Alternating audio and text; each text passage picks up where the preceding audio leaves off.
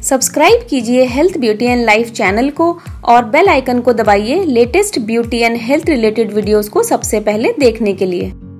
Hi guys, welcome back to my channel Health Beauty and Life और मैं हूँ Meenakshi. As you all know, hair is a very important part of our overall beauty और regular head massage और hair oiling बहुत important है इस beauty को maintain करने के लिए, बिकॉज रेगुलर हेयर ऑयलिंग से हमारे बालों में शाइन बनी रहती है, ब्लड सर्कुलेशन इंक्रीज होता है और बालों की ग्रोथ भी अच्छी होती है। साथ ही में ये हमें डल, ड्राई, डैमेज और frizzy hair, thinning of hair, dandruff जैसी प्रॉब्लम से भी प्रिवेंट करती है and it also promotes healthy hair growth. But the question is, are you oil your hair right way? क्या अपने बालों को ऑयलिंग सही तरीके से करते हैं? अगर आप रेगुलर हेयर ऑयलिंग कर रहे हैं फिर भी आपको अपने बालों में कोई डिफरेंस नहीं दिख रहा है, आपकी जो हेयर प्रॉब्लम्स है वो जैसी थी वैसी ही है। लाइक हम देखते हैं बचपन से हम लोग, हमारी जो मम्मी होती है, दादी होती हैं, वो हमारे हेयर ऑयलिंग करती आ रही है बचपन से। स्टिल समटाइम हम देखते हैं कि हमारे बालों में कोई डिफरेंस नजर नहीं आ रहा, वही बाल ड्राई, रफ, स्प्लिट एंड्स, ये सब ऐसी प्रॉब्लम्स हमें देखने को मिलती हैं। तो इसका मतलब है आप हेयर ऑयलिंग में मिस्टेक्स कर रहे हैं। Definitely there are some mistakes in your hair oiling procedure जिससे कि आपके बाल डल और डैमेज्ड हो रहे हैं। बट डोंट वरी, आज मैं आपको बताने वाली हूँ कुछ डूज एंड डोंट्स जो आपको फॉलो करने हैं, किन चीजों को आपको अवॉइड करना है और हेयर ऑयलिंग कैसे की जाती है उसका भी मैं आपको बताऊंगी आज। और उससे पहले मेक श्योर आपने मेरा चैनल सब्सक्राइब कर लिया है एंड ऑल्सो मेक श्योर आपने जो पास में नोटिफिकेशन बेल है उसे भी क्लिक कर दिया है, जिससे जो मेरे अपकमिंग वीडियोस हैं उनसे आप नोटिफाइड रह सकें। और गाइज, अगर वीडियो पसंद आ जाए तो इसे लाइक जरूर कर देना, बिकॉज आपका एक लाइक मेरे लिए बहुत मैटर करता है। तो चलिए let's get started.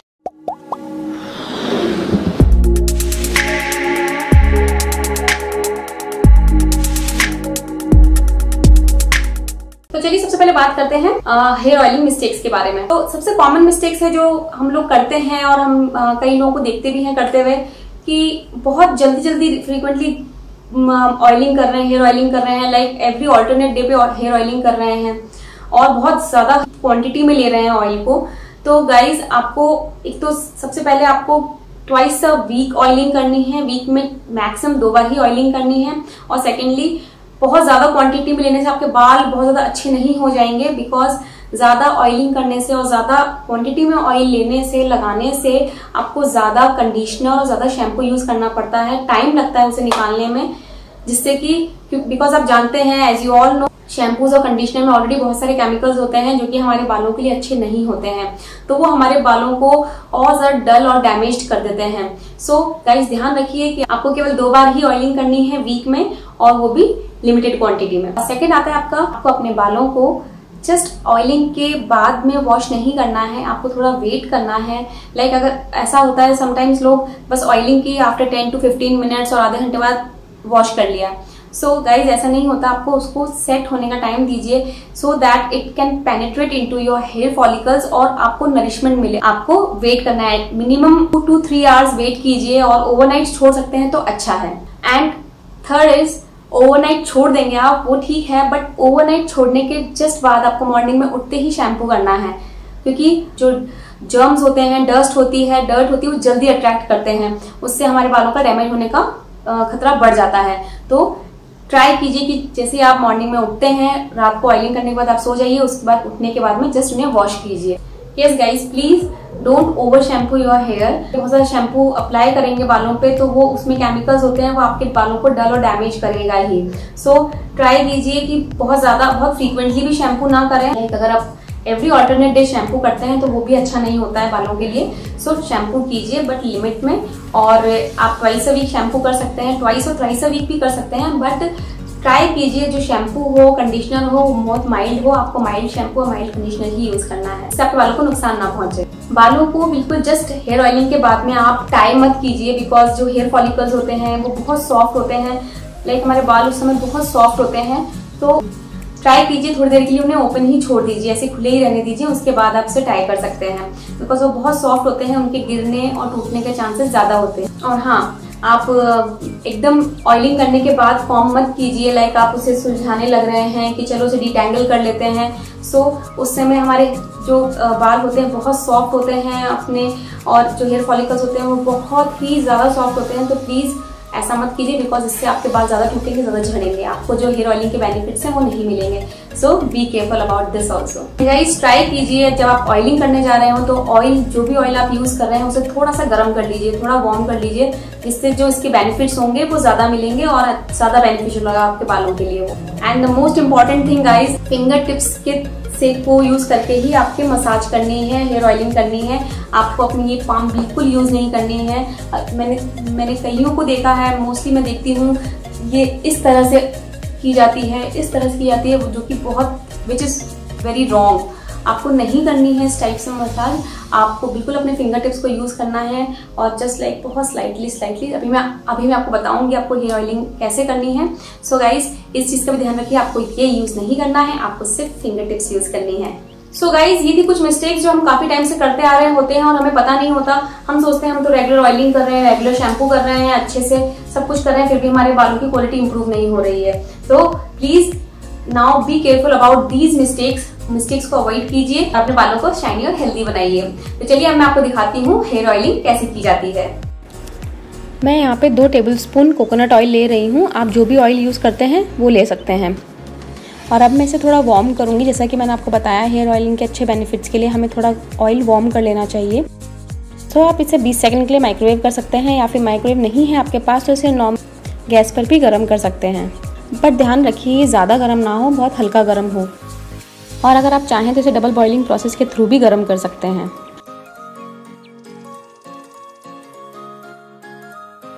Now 20 seconds हो गए हैं और हमारा ऑयल जो है वो वार्म हो गया है। अब एक कॉटन बॉल लेकर उसे ऑयल में अच्छे से डिप करना है और सेक्शन वाइज पूरे स्कैल्प पर ऑयल अप्लाई करना है। और जैसा कि मैंने आपको बताया हमें बहुत लिमिटेड क्वांटिटी में ऑयल लेना है और हल्का हल्का ऑयल लगाना है। हमें बालों को ऑयल करना है, बालों को नहलाना नहीं है ऑयल में। और इस तरह से सेक्शन कर करके पूरे स्कैल्प पर अच्छे से अप्लाई कर लीजिए। मैं इसे थोड़ा फास्ट फॉरवर्ड कर रही हूँ, अदरवाइज़ ये वीडियो बहुत लंबा हो जाएगा।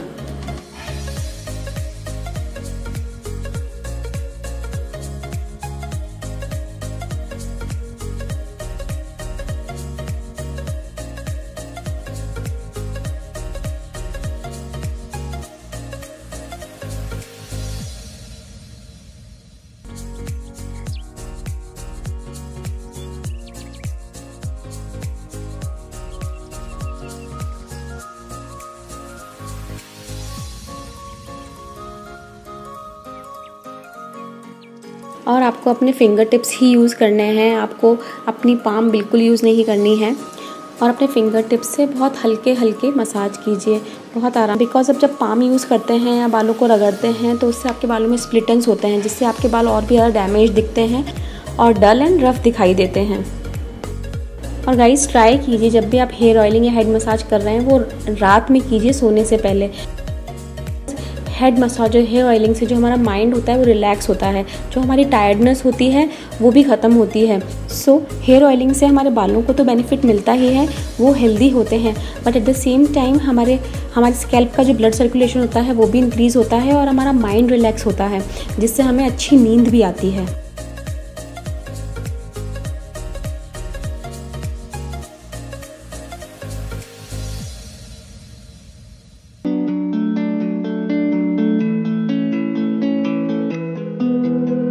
और स्कैल्प पे लगाने के बाद इस तरह से हमें हमारे एंड्स पे भी लगाना है, बिकॉज स्कैल्प के साथ साथ हमारे एंड्स को भी नरिशमेंट की उतनी ही ज़रूरत होती है।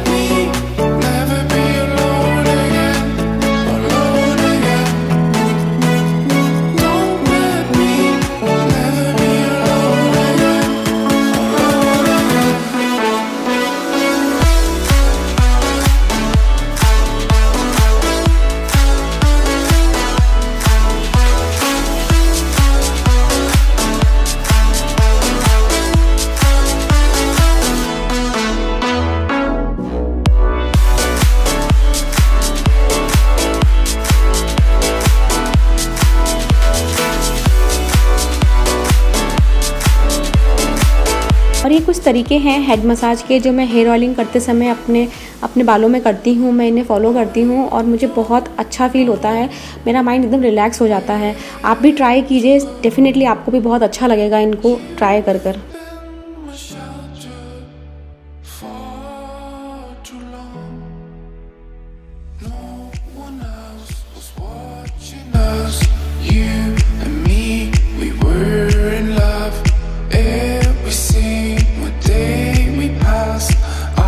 Felt so much. I was in your mind, searching for lips, searching for truth. I couldn't let you go without a request. Now I'm done with my hair oiling procedure। और अब आप चाहें तो अपने बालों को खुला छोड़ दीजिए, और अगर आपको खुला नहीं छोड़ना है तो आप सिंपल सी 3 स्ट्रैंड ब्रेड बना लीजिए इस तरह से। और या फिर आप चाहें तो एक बन भी बना सकते हैं, हाई बन, बट उससे आपको सोने में प्रॉब्लम आएगी। So completely up to you, जैसा भी आपको कन्वीनियंट लगे, बट बहुत ज़ोर से टाई मत करके सोइएगा, वो बिल्कुल आपके बालों के लिए अच्छा नहीं होगा। सो आई होप गाइज आपको वीडियो अच्छा लगा होगा, हेल्पफुल लगा होगा। और गाइज अगर वीडियो पसंद आया हो तो इसे लाइक जरूर कर देना और चैनल को सब्सक्राइब कर लेना। और अगर आपके पास कोई और पॉइंट हो या फिर कोई और ऐसी चीज है जो मैंने इस वीडियो में कवर नहीं करी है तो please do let me know in the comment section. तो चलिए मिलती हूँ नेक्स्ट वीडियो में। Till then stay blessed, take care, bye bye, thanks for watching.